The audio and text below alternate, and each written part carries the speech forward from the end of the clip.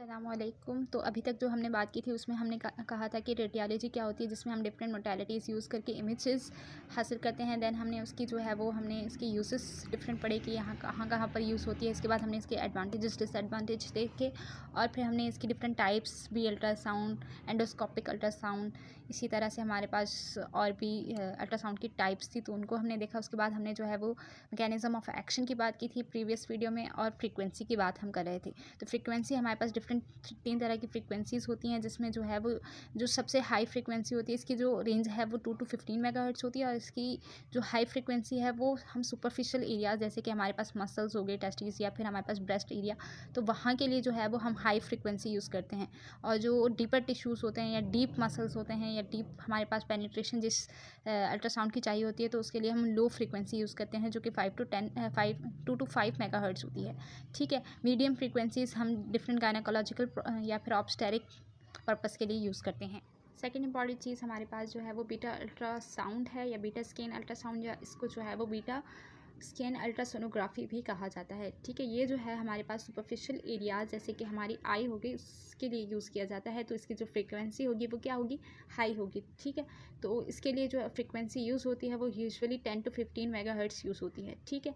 क्योंकि इसे हमने कहाँ यूज़ करना है, सुपरफिशियल ऑर्गन जैसे कि हमारे पास आई हो गई।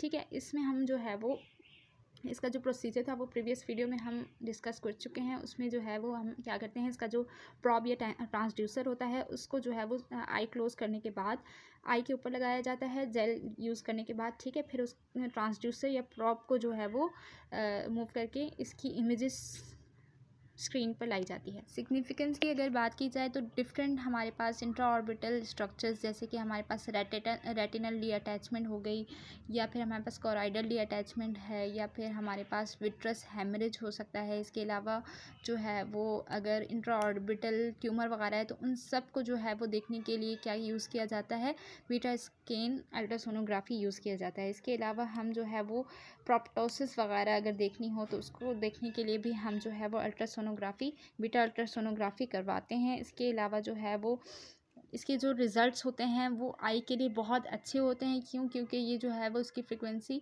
10 to 15 हर्ट्ज़ होती है, और इसके अंदर जो है वो स्पेसिफिकली इसको जो है वो आई के लिए ही बनाया जाता है। ठीक है। इसकी जो सिग्निफिकेंस है वो आई के लिए ज़्यादा स्पेशल है। ठीक है। दूसरी लिमिटेशंस की अगर बात की जाए तो हमारे पास जो है वो अल्ट्रासाउंड कुछ ऐसी इसकी लिमिटेशंस हैं जिसकी वजह से इसके रिज़ल्ट जो है वो अच्छे नहीं आएंगे। ठीक है। तो जहाँ पर हमारे पास जो है वो एयर होती है, या फिर हमारे पास जो कैल्शियम कंटेनिंग एरियाज़ हैं जैसे कि बोन्स वगैरह हो गई, या ऐसे पेशेंट्स जो कि ओबीज़ होते हैं, ठीक है, तो उनके अंदर जो है वो अल्ट्रासाउंड के रिज़ल्ट्स अच्छे नहीं आएंगे। ठीक है। इसीलिए जो है वो लंग्स के लिए ज़्यादातर जो है वो एक्सरे कराया जाता है। क्योंकि इसके अंदर क्या होता है, लंग्स के अंदर हमारे पास जो इसके एल्वेलाइज होते हैं, या फिर हमारे पास जो इसके स्ट्रक्चर है उसके अंदर क्या होती है, एयर होती है।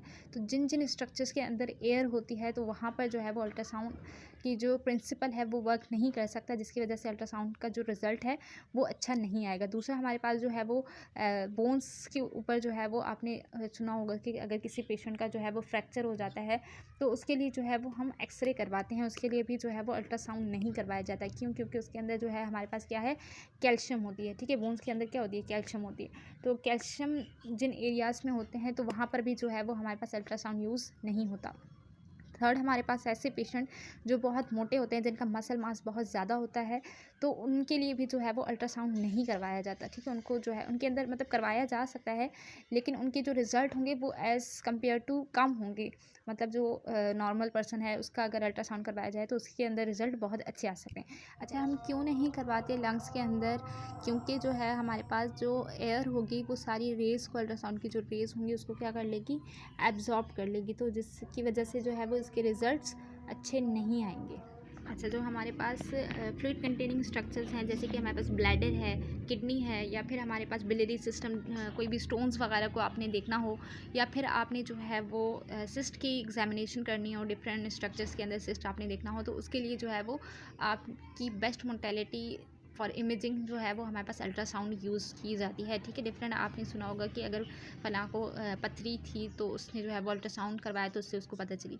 ठीक है। तो अल्ट्रासाउंड जो है वो ऐसे स्ट्रक्चर जहाँ पर हमारे पास फ्लूइड पोर्शन ज़्यादा होता है वहाँ पर उसके रिज़ल्ट बहुत अच्छे आते हैं। बात करते हैं एंडोस्कोपिक अल्ट्रासाउंड की, तो इसमें हमारे पास एक स्मॉल सा अल्ट्रासाउंड होता है जो कि प्रीवियस वीडियो में भी आपको दिखा चुकी हूँ और इस वीडियो में मैं भी आपको साथ पिक्चर अटैच कर दूँगी। ठीक है, तो इसके अंदर हमारे पास क्या होता है, एक प्रोब के थ्रू जो है वो इसके एंडोस्कोप की टिप पर इसको जो है वो अटैच किया जाता है। यूजुअली हम इसमें क्या करते हैं, GIT के इश्यूज़ को या फिर हमारे पास जो है वो डाइजेस्टिव ट्रैक हो गया, उसकी विजुअलाइजेशन के लिए जो है वो हम क्या कर सकते हैं, इससे जो है वो उसके एग्जामिनेशन कर सकते हैं। हम क्या करते हैं कि जो एंडोस्कोप है उसकी टिप पर जो है उसको अटैच करेंगे। GIT फॉर एग्जांपल ये हमारा माउथ है, तो यहाँ से ये फिर एसोफेगस के थ्रू जो है वो स्टमक के अंदर जाएगा और फिर वहाँ पर हम इसकी डिफरेंट एग्जामिनेशन कर सकते हैं। इसके अलावा जो है हम क्या कर सकते हैं, जो हमारे पास डाइजेस्टिव ट्रैक है तो उसकी जो सराउंडिंग टिश्यूज़ हैं उसको अगर हमने एग्जामिन करना है तो उस टिश्यूज़ को भी उस एंडोस्कोप के थ्रू हम जो है वो उन टिश्यूज़ को ले सकते हैं और फिर उन टिश्यूज़ से जो है वो हम उसकी फर्दर और एग्जामिनेशंस कर सकते हैं। ठीक है, यूजुअली जो हमारे पास एंडोस्कोप है वो कहाँ कहाँ यूज़ होता है, डायग्नोसिस डिजीज़ जैसे कि हमारे पास जो है वो स्टमक की डिजीज़, पैंक्रियाज की, या फिर हमारे पास रेक्टम कोई भी इनसे रिलेटेड डिसीज़ हैं तो उसको डायग्नोस करने के लिए हम जो है वो एंडोस्कोपिक अल्ट्रासाउंड को यूज़ करते हैं। देन हम जो है वो किसी भी कैंसर के स्टेज को फाइंड करने की, वो कितना स्प्रेड हुआ हुआ है, मेटास्टेसाइज कितना किया हुआ है, तो उसने जो है वो उसकी ट्यूमर ग्रोथ को डिटरमाइन करने के लिए, उसकी एक्सटेंशन को डिटरमाइन करने के लिए भी जो है वो हमारे पास एंडोस्कोपिक अल्ट्रासाउंड यूज़ किया जाता है। हमारे पास जो है गाइड फाइन नीडल बायोप्सीज, जिसमें हम जो है वो टिश्यू सैम्पलिंग को लेते हैं, तो उसके लिए भी जो है हम जो है वो अल्ट्रासाउंड यूज़ करते हैं। तीसरी चीज़, चौथी चीज़ जो है वो हम जो है वो बाइलरी डिजीज़ जैसे कि हमारे पास स्टोन्स वगैरह हो गया, पैंक्रियाटिक कोई इश्यूज़ हो,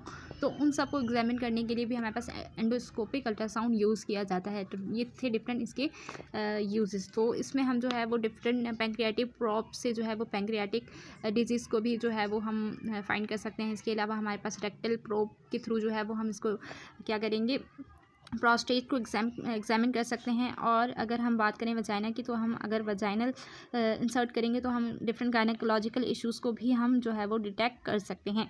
ठीक है, अब बात करते हैं हमारे पास इको हमारे पास क्या है, ये भी हमारे पास एक टाइप ऑफ अल्ट्रासाउंड होती है। ठीक है, जिसको जो है वो मेनली हार्ट के लिए जो है वो किया जाता है। तो इको हमारे पास क्या है, एनकोकार्डियोग्राम, इसके अंदर हम जो है वो ये भी हमारे पास non invasive type of ultrasound test है, जिसके अंदर हम क्या करते हैं, साउंड वेव्स को यूज़ करके इमेजेस को क्रिएट करते हैं। ठीक है, ये जो है वो मेनली हार्ट के लिए ही, आपने डिफरेंस सुना होगा कि फलां को हार्ट अटैक हुआ तो उसने इको करवाया, तो उसको जो है वो इको जो है वो मेनली आपको हार्ट के पेशेंट्स के बारे में ही आपको पता चली होगी कि उन्होंने जो है वो इको करवाया है या फिर इको के ये रिज़ल्ट हैं वटएवर।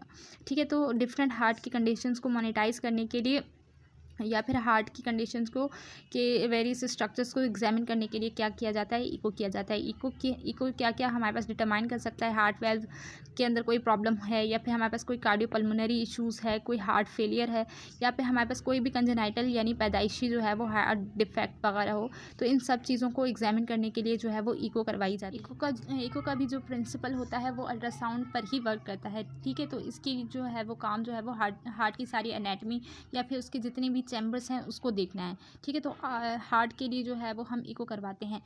लास्ट इसके अंदर हमारे पास क्या है, एक डॉपलर अल्ट्रासाउंड होता है। उसके अंदर हमारे पास क्या होता है, ये भी हमारे पास इस चेंजेस इन द फ्रीक्वेंसी के प्रिंसिपल पर वर्क करता है। ठीक है, जहाँ पर हमारे पास क्या होता है कि इसका सिग्निफिकेंस ये होता है कि ब्लड के अंदर जो भी हमारे पास मूविंग ऑब्जेक्ट हैं, फॉर एग्जांपल अगर हमारे पास ब्लड में कोई क्लॉट बन जाता है या फिर हमारे पास वेरिकोस वेन्स बन जाती है, तो उन सबको एग्जामिन करने के लिए भी जो है वो हमारे पास क्या होता है, डॉपलर अल्ट्रासाउंड यूज़ होता है। ठीक है, उसके बाद हमारे पास जो इको है, इको की दो डिफरेंट टाइप्स होती हैं। एक हमारे पास है ट्रांसथोरेसिक, TTE ट्रांसथोरेसिक इकोकार्डियोग्राम, जो कि हमारे पास जो है वो यूज़ होता है चेस्ट की है। ठीक है, इसके अंदर हमारे पास जो है वो ट्रांसथोरेसिक इकोकार्डियोग्राम है और दूसरी हमारे पास है ट्रांस एसोफिजियल इकोकार्डियोग्राम। ठीक है, इसमें डिफरेंस क्या है कि जो ट्रांस थोरेसिक इकोकार्डियोग्राम है, इसके अंदर हम क्या करते हैं, चेस्ट को एग्जामिन करते हैं इमेजेस बनाने के लिए। ठीक है, तो चेस्ट के ऊपर हम उसको जो है वो इको करते हैं, चेस्ट के ऊपर। ठीक है, और जो हमारे पास ट्रांस एसोफेजियल एंडोग्राम है, इसके अंदर हम क्या करते हैं, एसोफेगस से जो है वो हम उस मशीन को इंसर्ट करते हैं और उस एसोफेगस यानी कि फूड पाइप के थ्रू जो है वो हमारे पास क्या होगा, वो अंदर जाएगा, हार्ट के डिफरेंट स्ट्रक्चर्स तक पहुंचेगा और फिर वहाँ से जो है वो हमें इनर साइड से उसकी सारी इमेजेस मिलेंगी। ठीक है, तो ये दो डिफरेंट टाइप्स होती हैं। एक तो हम डायरेक्ट हम चेस्ट से उसको इंसर्ट करते हैं या फिर हम जो है वो एसोफेगस के थ्रू। ठीक है, तो ये डिफरेंट टू इको की टाइप्स हैं।